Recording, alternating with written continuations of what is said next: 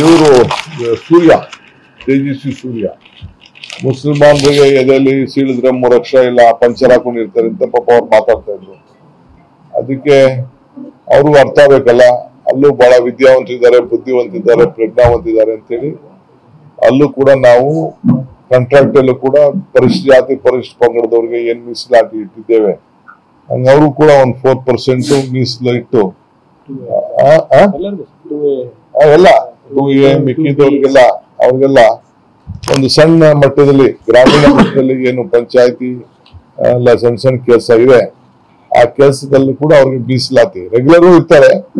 ಅವ್ರಿಗೂ ಸ್ವಲ್ಪ ಪ್ರಿಫರೆನ್ಷಿಯಲ್ ಕೊಡ್ಬೇಕು ಅಂತೇಳಿ ಅವ್ರಿಗೂ ಆರ್ಥಿಕವಾದಂತ ಶಕ್ತಿ ಕೊಡ್ಬೇಕು ಅಂತೇಳಿ ನಾವು ಒಂದು ಹೊಸ ಇಡೀ ದೇಶದಲ್ಲೇ ಮೊದಲನೇ ಬಾರಿಗೆ ಈ ಕಾರ್ಯಕ್ರಮವನ್ನು ನಾವು ಕೊಟ್ಟಿದ್ದೇವೆ. ಇವರು ಸೂರ್ಯ ತೇಜಸ್ವಿ ಸೂರ್ಯ ಮುಸಲ್ಮಾನರಿಗೆ ಎದೆಯಲ್ಲಿ ಸೀಳಿದ್ರೆ 3 ಲಕ್ಷ ಇಲ್ಲ ಪಂಚರ್ ಹಾಕೊಂಡಿರ್ತಾರೆ ಅಂತ ಪಾಪ ಅವ್ರು ಮಾತಾಡ್ತಾ ಇದ್ರು. ಅದಕ್ಕೆ